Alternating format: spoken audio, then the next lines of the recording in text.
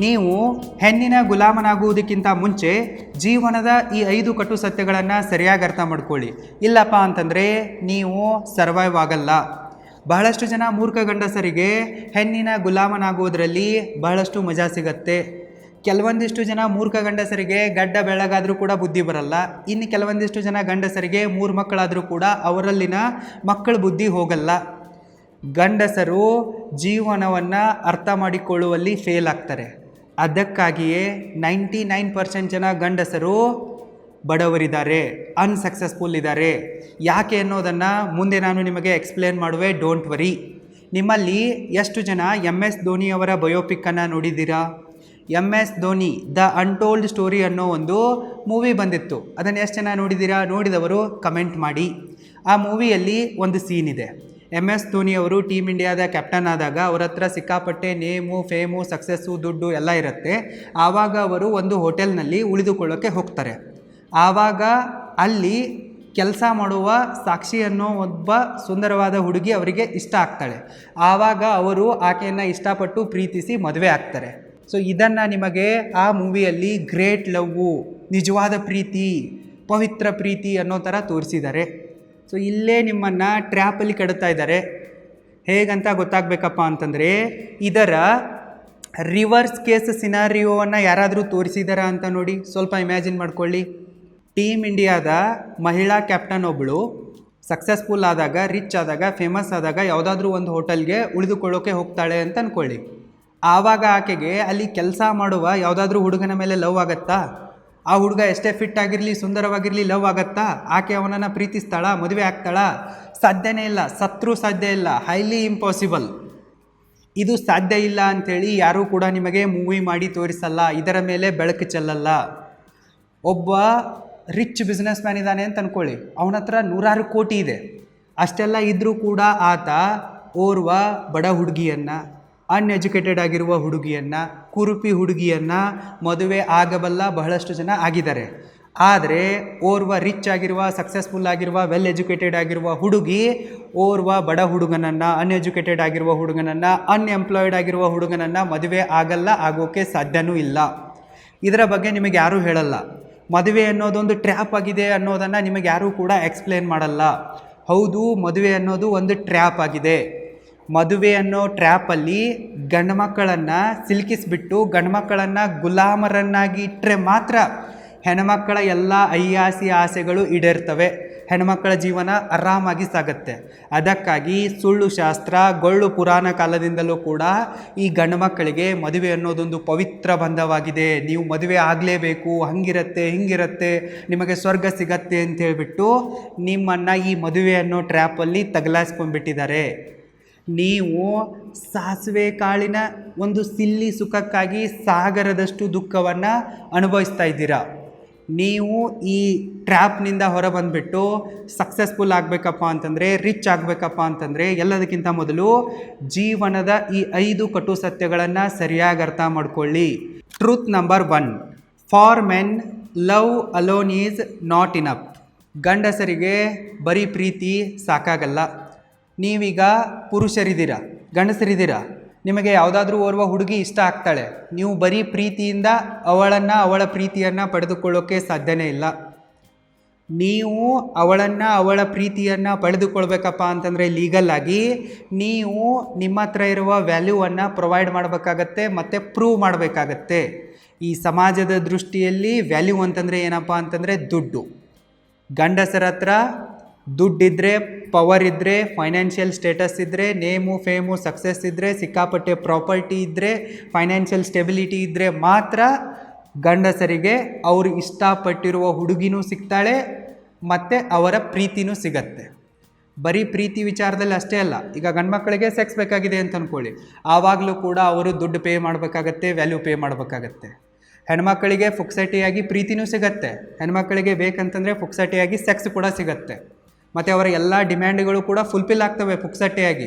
ಆದರೆ ಗಂಡು ಮಕ್ಕಳ ವಿಚಾರದಲ್ಲಿ ಈ ರೀತಿ ಆಗಲ್ಲ. ಗಂಡು ಮಕ್ಕಳಿಗೆ ಬರೀ ಪ್ರೀತಿಯಿಂದ ಪ್ರೀತಿ ಸಿಗಲ್ಲ, ಪ್ರೀತಿಯಿಂದ ಹೊಟ್ಟೆ ತುಂಬಲ್ಲ. ಈ ಜಗತ್ತು ದುಡ್ಡಿನಿಂದ ನಡೆಯುತ್ತೆ, ದುಡ್ಡಿನ ಮೇಲೇ ನಿಂತಿದೆ. ಈ ಜಗತ್ತಿಗೆ ಒಂದೇ ಒಂದು ಭಾಷೆ ಅರ್ಥ ಆಗುತ್ತೆ, ಅದು ಯಾವುದಪ್ಪ ಅಂತಂದರೆ ದುಡ್ಡಿನ ಭಾಷೆ. ಪ್ರೀತಿಯ ಭಾಷೆ ಯಾರಿಗೂ ಬೇಕಾಗಿಲ್ಲ. ಸೊ ಗಂಡು ಮಕ್ಕಳಾಗಿ ನೀವು ಇದನ್ನು ಫಸ್ಟ್ ಅರ್ಥ ಮಾಡ್ಕೋಬೇಕು. ನಿಮಗೆ ಫುಕ್ಸಟಿಯಾಗಿ ಪ್ರೀತಿನೂ ಸಿಗಲ್ಲ, ಸೆಕ್ಸು ಸಿಗಲ್ಲ. ಅದಕ್ಕಾಗಿ ನೀವು ಒಂದು ಪ್ರೈಸನ್ನು ಪೇ ಮಾಡಬೇಕಾಗತ್ತೆ, ವ್ಯಾಲ್ಯೂವನ್ನು ಪ್ರೊವೈಡ್ ಮಾಡಬೇಕಾಗತ್ತೆ.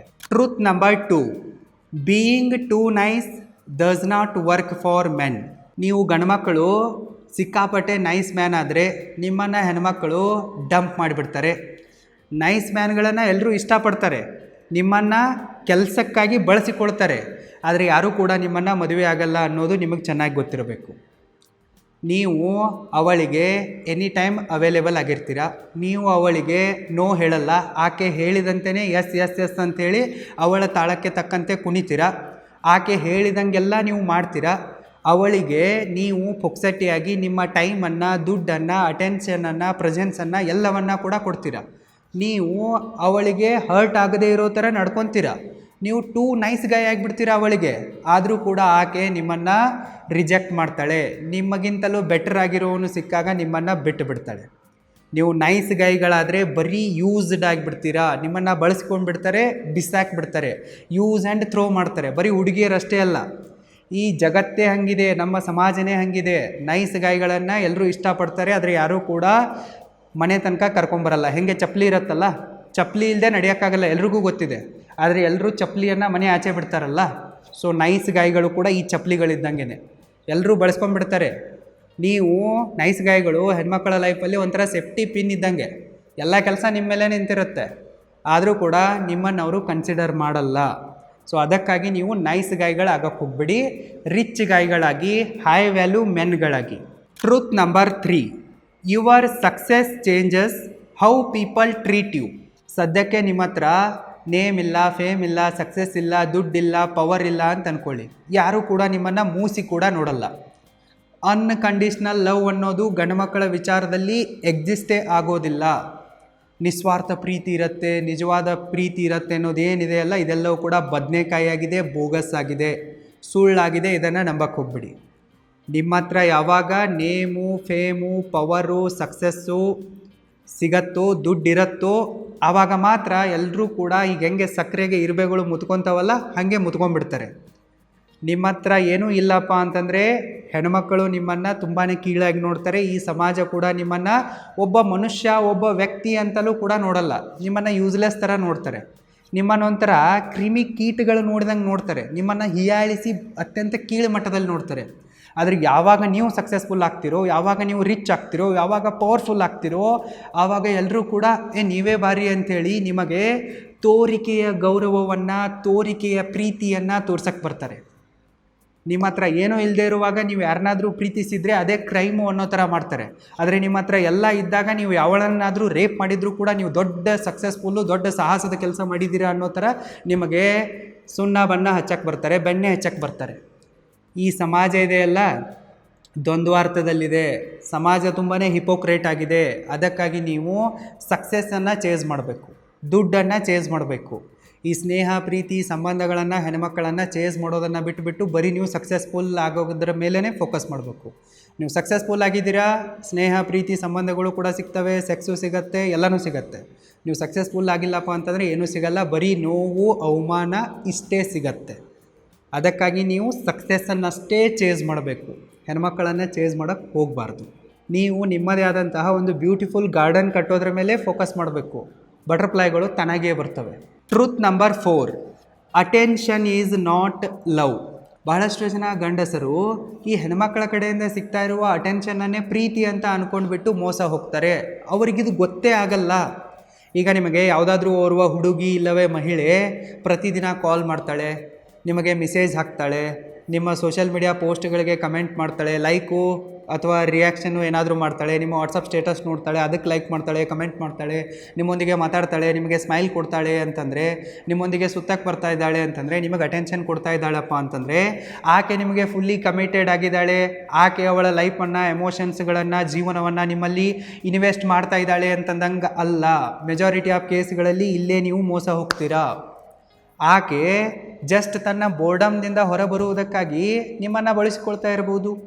ಆಕೆ ಜಸ್ಟ್ ಅವಳ ಫೈನಾನ್ಷಿಯಲ್ ನೀಡ್ಸ್ಗಳನ್ನು, ಫಿಸಿಕಲ್ ನೀಡ್ಸ್ಗಳನ್ನು ಫುಲ್ಫಿಲ್ ಮಾಡಿಕೊಳ್ಳುವುದಕ್ಕಾಗಿ ನಿಮ್ಮೊಂದಿಗೆ ಡೇಟಿಗೆ ಬರ್ತಾ ಇರ್ಬೋದು. ಆಕೆಗೆ ವ್ಯಾಲಿಡೇಷನ್ ಬೇಕಾಗಿರುತ್ತೆ, ಟೈಮ್ ಪಾಸ್ ಆಗ್ತಾ ಇರಲ್ಲ, ಅದಕ್ಕಾಗಿ ನಿಮ್ಮನ್ನು ಒಂದು ಟೂಲ್ ಥರ ಯೂಸ್ ಮಾಡ್ಕೊತಾ ಇರ್ಬೋದು. ಸೊ ಅವಳ ಎಕ್ಸ್ಪೆಕ್ಟೇಷನ್ನ ಪ್ರಕಾರ ಇರುವ ಪುರುಷ ಅವಳ ಕಣ್ಣಿಗೆ ಬಿದ್ದಿರ್ಲಕ್ಕಿಲ್ಲ, ಅಲ್ಲಿ ತನಕ ನಿಮ್ಮನ್ನು ಜಸ್ಟ್ ಒಂದು ಪೂಲ್ ಥರ, ಟೆಂಪರರಿ ಆಪ್ಷನ್ ಥರ ಯೂಸ್ ಮಾಡ್ಕೊಳ್ತಾ ಇರಬಹುದು. ನೀವು ನಿಜವಾದ ಪ್ರೀತಿ ಹೆಂಗಿರುತ್ತೆ ಅನ್ನೋದನ್ನು ಮೊದಲು ಅರ್ಥ ಮಾಡ್ಕೊಳ್ಳಿ. ನಿಜವಾದ ಪ್ರೀತಿಯಲ್ಲಿ ಸ್ವಾರ್ಥ ಇರಲ್ಲ, ನಿಜವಾದ ಪ್ರೀತಿಯಲ್ಲಿ ಕಮಿಟ್ಮೆಂಟ್ ಇರುತ್ತೆ, ನಿಜವಾದ ಪ್ರೀತಿಯಲ್ಲಿ ದೊಡ್ಡ ದೊಡ್ಡ ಎಕ್ಸ್ಪೆಕ್ಟೇಷನ್ಸ್ಗಳಿರಲ್ಲ, ನಿಜವಾದ ಪ್ರೀತಿಯಲ್ಲಿ ಲಾಯಲ್ಟಿ ಇರುತ್ತೆ, ನಾನು ನಿನಗೆ ಮಾತ್ರ ಸೀಮಿತ ಅನ್ನೋ ಒಂದು ಕಮಿಟ್ಮೆಂಟ್ ಇರುತ್ತೆ. ನಿಜವಾದ ಪ್ರೀತಿ ನೀವು ಯಾವಾಗ ಡೌನ್ ಸೈಡ್ನಲ್ಲಿರ್ತೀರ, ಡಿಫಿಕಲ್ಟ್ ಟೈಮ್ಸ್ಗಳಿಂದ ಹೋಗ್ತಾ ಇರ್ತೀರಲ್ಲ, ಆವಾಗ ಪ್ರೂವ್ ಆಗುತ್ತೆ. ನೀವು ಸಕ್ಸಸ್ಫುಲ್ ಆಗಿರುವಾಗ ನಿಮ್ಮ ಜೊತೆಗೆ ಹಾಯ್ ಬಾಯ್ ಹೇಳಕ್ಕೆ ಬರೋರು, ಹಲ್ ಕಿರಿಯೋರು, ಫೋನಲ್ಲಿ ಮಾತಾಡೋರು, ಇವ್ರು ಯಾರು ಕೂಡ ಲವರ್ಸ್ ಅಲ್ಲ, ಇದು ಲವ್ವೇ ಅಲ್ಲ. ಯಾವಾಗ ನೀವು ಕಷ್ಟದಲ್ಲಿರ್ತೀರೋ, ಯಾವಾಗ ನೀವು ಸ್ಟ್ರಗಲ್ ಫೇಸಲ್ಲಿರ್ತೀರೋ, ಆವಾಗ ಯಾರು ನಿಮಗೆ ಅಟೆನ್ಷನ್ ಕೊಡ್ತಾರೋ, ಯಾವಾಗ ಯಾರು ನಿಮ್ಮೊಂದಿಗೆ ಮಾತಾಡ್ತಾರೋ, she is the true girl. ಆದರೆ ಭಾಳಷ್ಟು ಜನ ಗಂಡಸರಿಗೆ ಇದಕ್ಕೆ ಅರ್ಥ ಆಗಲ್ಲ. ಭಾಳಷ್ಟು ಜನ ಗಂಡಸರು ಸಕ್ಸಸ್ಫುಲ್ ಆದ ನಂತರ ಈ ಹೆಣ್ಮಕ್ಳಿಂದ ಸಿಗ್ತಾ ಇರುವ ಸಿಲ್ಲಿ ಚೀಪ್ ಅಟೆನ್ಷನನ್ನೇ ಲವ್ ಅಂತ ಅಂದ್ಕೊಂಡ್ಬಿಟ್ಟು ಪಾತ್ರಗೀತಿಗಳನ್ನೇ ನಂಬ್ಕೊಂಡ್ಬಿಡ್ತಾರೆ ಮತ್ತು ಮೋಸ ಹೋಗ್ತಾರೆ. ಯಾವಾಗ ಮುಂದೆ ಈ ಪಾತ್ರಗೀತಿಗಳು ಇವರನ್ನು ATM ಕಾರ್ಡ್ ಥರ ಬಳಸ್ಕೊಂಡ್ಬಿಟ್ಟು ಎಲ್ಲ ದೋಚ್ಕೊಂಡ್ಬಿಟ್ಟು ಬಿಸಾಕಿ ಎದೆ ಮೇಲೆ ಕಲ್ಲು ಹಾಕ್ಬಿಟ್ಟು ಹೋಗ್ತಾರಲ್ಲ, ಆವಾಗ ಇವ್ರಿಗೆ ಬುದ್ಧಿ ಬರುತ್ತೆ. Truth number 5, you are replaceable. ನೀವು ರಿಪ್ಲೇಸಿಬಲ್ ಆಗಿದ್ದೀರಾ ಅನ್ನೋದನ್ನು ಎಷ್ಟು ಬೇಗನೆ ಅರ್ಥ ಮಾಡ್ಕೊತೀರೋ ಅಷ್ಟು ನೀವು ಸೇಫಾಗಿರ್ತೀರಾ ಮತ್ತು ಖುಷಿಯಾಗಿರ್ತೀರಾ, ಸಕ್ಸಸ್ಫುಲ್ ಆಗಿರ್ತೀರಾ. ಉದಾಹರಣೆಗಾಗಿ ಸಡನ್ನಾಗಿ ನಿಮಗೊಂದು ಆಕ್ಸಿಡೆಂಟ್ ಆಗುತ್ತೆ ಅಂತ ಅಂದ್ಕೊಳ್ಳಿ, ನೀವು ಸತ್ತೋಗ್ಬಿಡ್ತೀರಾ. ನೀವು ಸತ್ತ ನೆಕ್ಸ್ಟ್ ಸೆಕೆಂಡಲ್ಲೇ ಯಾರೂ ಕೂಡ ನಿಮ್ಮ ಹೆಸರನ್ನು ಇಟ್ಟು ಕರೆಯಲ್ಲ. ಈಗ ನನ್ನದೇ ಆಕ್ಸಿಡೆಂಟ್ ಆಗಿದೆ, ನಾನು ಸತ್ತೋಗ್ತೀನಿ ಅಂತ ಅಂದ್ಕೊಳ್ಳಿ, ಯಾರೂ ಕೂಡ ನನ್ನನ್ನು ಆವಾಗ ಸತೀಶ್ ಕುಮಾರ್ ಅಂತ ಕರೆಯಲ್ಲ. ಎಲ್ಲರೂ ಕೂಡ ನನ್ನನ್ನು ಡೆಡ್ ಬಾಡಿ ಅಂತ ಕರೆಯೋಕ್ಕೆ ಶುರು ಮಾಡ್ತಾರೆ. ನಿಮ್ಮ ಫ್ರೆಂಡ್ಸ್ಗಳಿರಲಿ, ನಿಮ್ಮ ಕಲೀಗ್ಸ್ಗಳಿರಲಿ, ನಿಮ್ಮ ಮನೆಯವರಿರಲಿ, ಯಾರೂ ಕೂಡ ಈ ಜಗತ್ತಿನಲ್ಲಿ ನಿಮ್ಮ ಉಸಿರು ನಿಂತ ಮೇಲೆ ನಿಮ್ಮನ್ನು ಹೆಸರಿಟ್ಟು ಕರೆಯಲ್ಲ. ನೆಕ್ಸ್ಟ್ ಸೆಕೆಂಡಲ್ಲೇ ನಿಮ್ಮನ್ನು ಡೆಡ್ ಬಾಡಿ ಅಂತ ಕರೆಯೋಕ್ಕೆ ಶುರು ಮಾಡಿಬಿಡ್ತಾರೆ. ಸೊ ಒಂದು 3 ದಿನ ನಿಮ್ಮ ಮನೆಯವರು ಹೇಳ್ತಾರೆ, ನಿಮ್ಮ ಗರ್ಲ್ಫ್ರೆಂಡು ಅಥವಾ ಬೇರೆ ಯಾರು ಇರ್ತಾರಲ್ಲ ನಿಮ್ಮ ಸೆಟಪ್ಗಳು, ಅವರಲ್ಲಿ ಯೌವನ ಇದೆ ಅಂತಂದರೆ, ಈಗ ನಿಮಗೆ ಮದುವೆ ಆಗಿದ್ದರೆ ನಿಮ್ಮ ಹೆಂಡತಿಗೂ ಇನ್ನೂ ಯೌವನ ಇದೆ ಅಂತಂದರೆ, ಆಕೆ ಒಂದು 4-5 ದಿನ ಅಳ್ತಾಳೆ, ನಿಮ್ಮನ್ನು ಮರ್ತು ಬಿಡ್ತಾಳೆ, ಮತ್ತೆ ಮತ್ತೊಬ್ಬ ಪುರುಷನನ್ನು ಹಿಡ್ಕೊತಾಳೆ, ಅಲ್ಲಿ ಹೋಗ್ತಾಳೆ. ನಿಮ್ಮ ಗರ್ಲ್ಫ್ರೆಂಡ್ ಇದ್ದಾಳೆ ಅಂತ ಅಂದ್ಕೊಳ್ಳಿ, ನೀವು ಸತ್ತೋಗ್ತೀರಾ, 1 ವಾರ 15 ದಿನ ವೆಯ್ಟ್ ಮಾಡ್ತಾಳೆ, ಮತ್ತೆ ಮತ್ತೊಬ್ಬ ಹುಡುಗನನ್ನು ಹುಡುಕ್ತಾಳೆ, ಅವಳೊಂದಿಗೆ ಆಕೆ ರೊಮ್ಯಾನ್ಸು ಸೆಕ್ಸು ಎಲ್ಲ ಮಾಡ್ತಾ ಹೋಗ್ತಾಳೆ. ಸೊ ನಿಮ್ಮನ್ನು ಮರ್ತು ಬಿಡ್ತಾಳೆ ಆಕೆ, ಈ ಜಗತ್ತು ಕೂಡ ಮರ್ತು ಬಿಡುತ್ತೆ. ಈಗ ನೀವು ಒಂದು ಕಂಪ್ನಿಯಲ್ಲಿ ಕೆಲಸ ಮಾಡ್ತಾಯಿದ್ದೀರಾ ಅಂತ ಅಂದ್ಕೊಳ್ಳಿ, ನೀವು ಇವತ್ತು ಸತ್ತಿದ್ದೀರಾ ಅಂತ ಗೊತ್ತಾದರೆ ಮಧ್ಯಾಹ್ನನೇ ನಿಮ್ಮ ಬಾಸು ಮತ್ತೊಬ್ಬನನ್ನು ಆ ಜಾಗಕ್ಕೆ ಕರ್ಕೊಂಬರ್ತಾನೆ. You are replaceable. ನಿಮಗಿಂತಲೂ ಬೆಟರ್ ಆಗಿರುವ ಪುರುಷ ಹೆಣ್ಮಕ್ಳಿಗೆ ಸಿಕ್ಕರೆ ಅವ್ರು ನಿಮ್ಮನ್ನು ಬಿಟ್ಟುಬಿಡ್ತಾರೆ. ಈ ಸಮಾಜ ಹಿಂಗೆ ವರ್ಕ್ ಆಗ್ತಾ ಇದೆ. ಇಲ್ಲಿ ಯಾರೂ ಕೂಡ ಗಂಡು ಮಕ್ಕಳನ್ನು ಒಬ್ಬ ಮನುಷ್ಯ ಅಂತ ನೋಡ್ತಾ ಇಲ್ಲ. ಗಂಡು ಮಕ್ಕಳ ಭಾವನೆಗಳಿಗೆ ಬೆಲೆನೇ ಇಲ್ಲ. ಗಂಡು ಮಕ್ಕಳು ಸಿಂಪ್ಗಳ ಥರ ಬಿಹೇವ್ ಮಾಡ್ತಾ ಇದ್ದಾರೆ ಅನ್ನೋದು ಹೆಣ್ಮಕ್ಳಿಗೂ ಗೊತ್ತಿದೆ, ಈ ಸಮಾಜಕ್ಕೂ ಗೊತ್ತಿದೆ. ಅದಕ್ಕಾಗಿ ಎಲ್ಲರೂ ಕೂಡ ಗಂಡು ಮಕ್ಕಳನ್ನು ಗ್ರಾಂಟೆಡ್ ಆಗಿ ತೆಗೆದುಕೊಂಡ್ಬಿಟ್ಟಿದ್ದಾರೆ. ಅದಕ್ಕಾಗಿಯೇ ಈ 99% ಜನ ಪುರುಷರು ಬಡವರಾಗಿವೆ, ಅನ್ಸಕ್ಸಸ್ಫುಲ್ ಆಗಿವೆ. ಆದರೂ ಕೂಡ ಇವುಗಳಿಗೆ ಬುದ್ಧಿ ಬಂದಿಲ್ಲ, ಬರೋದು ಇಲ್ಲ. ಸೊ ನೀವು ರಿಪ್ಲೇಸಿಬಲ್ ಆಗಿದ್ದೀರಾ ಅನ್ನೋದನ್ನು ಎಷ್ಟು ಸಾಧ್ಯ ಆಗುತ್ತೋ ಅಷ್ಟು ಬೇಗನೆ ಅರ್ಥ ಮಾಡ್ಕೊಳ್ಳಿ. ಮತ್ತು ನಿಮಗೆ ಫಸ್ಟ್ ಪ್ರಿಯಾರಿಟಿಯನ್ನು ಕೊಡಿ. ನೀವು ನಿಮ್ಮನ್ನು ಮೊದಲು ಪ್ರೀತಿಸಿ. ಬೇರೆ ಯಾರನ್ನೋ ಪ್ರೀತಿಸುವುದಕ್ಕಿಂತ ಮುಂಚೆ ನಿಮ್ಮನ್ನು ಮೊದಲು ಪ್ರೀತಿಸಿ. ನಿಮ್ಮ ಹೆಲ್ತ್ ಮೇಲೆ, ನಿಮ್ಮ ವೆಲ್ತ್ ಮೇಲೆ, ನಿಮ್ಮ ಸಕ್ಸಸ್ನ ಮೇಲೆ ಚೆನ್ನಾಗಿ ಫೋಕಸ್ ಮಾಡಿ. ನೀವು ನಿಮಗೋಸ್ಕರ ಬದುಕೋದನ್ನು ಕಲೀರಿ. ಯಾಕಪ್ಪ ಅಂತಂದರೆ ನೀವು ರಿಪ್ಲೇಸಿಬಲ್ ಆಗಿದ್ದೀರಾ, ಎನಿ ಟೈಮ್ ರಿಪ್ಲೇಸ್ ಆಗ್ತೀರಾ. ಯಾವಾಗ ನಿಮಗೆ ಜೀವನದ ಈ 5 ಕಟು ಸತ್ಯಗಳು ಅರ್ಥ ಆಗ್ತವೇನೋ ಆವಾಗ ಮಾತ್ರ ನೀವು ಸಕ್ಸಸ್ಫುಲ್ ಆಗೋಕ್ಕೆ ಸಾಧ್ಯ ಇದೆ, ರೀಚ್ ಆಗೋಕ್ಕೆ ಸಾಧ್ಯ ಇದೆ. ಇದನ್ನು ಬಿಟ್ಟುಬಿಟ್ಟು ನೀವು ಹೆಣ್ಣನ್ನು ಚೇಂಜ್ ಮಾಡಿಬಿಟ್ಟು ಹೆಣ್ಣಿನ ಗುಲಾಮನಾದರೆ ನೀವು ಬರೀ ಗುಲಾಮನಾಗೇ ಇರ್ತೀರಾ, ಲೂಸರ್ ಆಗೇ ಇರ್ತೀರಾ, ನಿಮಗೆ ಯಾವುದೇ ವ್ಯಾಲ್ಯೂ ಇರಲ್ಲ. ನೀವು ಅವರ ಕಾಲು ಕೆಳಗೇ ಇರ್ತೀರ ಅಷ್ಟೇ, ನಿಮಗೆ ಯಾವುದೇ ಅಸ್ತಿತ್ವನೇ ಇರಲ್ಲ. ನೀವು ಸತ್ತ ಮೇಲೆ ಯಾರೂ ಕೂಡ ನಿಮ್ಮನ್ನು ಐಡೆಂಟಿಫೈ ಮಾಡಲ್ಲ, ಹಾಗೆ ಹೋಗಿಬಿಡ್ತೀರ. ಕಷ್ಟದಲ್ಲೇ ನೀವು ಬದುಕ್ತಾ ಇರ್ತೀರ. ಈ ರೀತಿ ನಿಮ್ಮ ಲೈಫ್ ಆಗಬಾರ್ದಪ್ಪ ಅಂತಂದರೆ ಈಗಲೇ ನೀವು roaringbusinesschool.comಗೆ ವಿಸಿಟ್ ಮಾಡಿ, ಮತ್ತು ನನ್ನ ಆನ್ಲೈನ್ ಅಲ್ಟಿಮೇಟ್ ಟೈಮ್ ಮ್ಯಾನೇಜ್ಮೆಂಟ್ ಕೋರ್ಸಿಗೆ, ಮನಿ ಮ್ಯಾನೇಜ್ಮೆಂಟ್ ಕೋರ್ಸಿಗೆ ಜಾಯ್ನ್ ಆಗಿ. ನಿಮ್ಮ ಟೈಮ್ನ ಮೇಲೆ ಮತ್ತು ದುಡ್ಡಿನ ಮೇಲೆ ಕಂಟ್ರೋಲನ್ನು ತೆಗೆದುಕೊಳ್ಳಿ. ನಿಮ್ಮ ಲೈಫಲ್ಲಿ ಟೈಮ್ ಫ್ರೀಡಮನ್ನು, ಫೈನಾನ್ಷಿಯಲ್ ಫ್ರೀಡಮನ್ನು ಅಚೀವ್ ಮಾಡಿ. ಒಬ್ಬ ಸಕ್ಸಸ್ಫುಲ್ ವ್ಯಕ್ತಿಯಾಗಿ, ಒಬ್ಬ ರಿಚ್ ವ್ಯಕ್ತಿಯಾಗಿ, ಒಬ್ಬ ಪವರ್ಫುಲ್ ವ್ಯಕ್ತಿಯಾಗಿ. ಆವಾಗ ನೋಡಿ ನಿಮ್ಮ ಲೈಫು ಯಾವ ರೀತಿ ಇರುತ್ತೆ ಅಂಥೇಳಿ. ನೀವು ಒಬ್ಬ ಲೂಸರ್ ಆಗಿ ಹೆಣ್ಣಿಗೆ ಎಷ್ಟೇ ಗುಲಾಮಗಿರಿ ಮಾಡಿದರೂ ನೀವು ಅಲ್ಲಿ ಗುಲಾಮನೇ. ಆದರೆ ನೀವು ಒಬ್ಬ ಸಕ್ಸಸ್ಫುಲ್ ಆಗಿದ್ದೀರಾ ಅಂತ ಅಂದ್ಕೊಳ್ಳಿ, ಆವಾಗ ನೀವು ರಾಜನ್ ಥರ ಇರ್ತೀರ. ನೀವು ಅವರನ್ನು ಗುಲಾಮರನ್ನಾಗಿ ಮಾಡ್ಕೊಳ್ಳಿ, ನೀವು ಅವರ ಗುಲಾಮರಾಗೋಕ್ಕೆ ಹೋಗಬೇಡಿ, ಅಸಲಿ ಗಂಡಸರಾಗಿ. ಐ ಹೋಪ್ ನಾನು ಏನು ಹೇಳಿದ್ದೀನಿ, ಏನು ಹೇಳ್ತಾ ಇದ್ದೀನಿ ಅನ್ನೋದು ನಿಮಗೆ ಅರ್ಥ ಆಗಿದೆ ಅಂತ ಅಂದ್ಕೊತೀನಿ. ಅರ್ಥ ಆಗಿದ್ದರೆ ಈ ವಿಡಿಯೋಗೆ ಲೈಕ್ ಮಾಡಿ, ಚಾನಲ್ಗೆ ಸಬ್ಸ್ಕ್ರೈಬ್ ಮಾಡಿ, ಮತ್ತು ನಿಮ್ಮ ಒಪಿನಿಯನನ್ನು ಕಮೆಂಟ್ ಮಾಡಿ. ಮತ್ತೆ ಸಿಗುವೆ. All the best.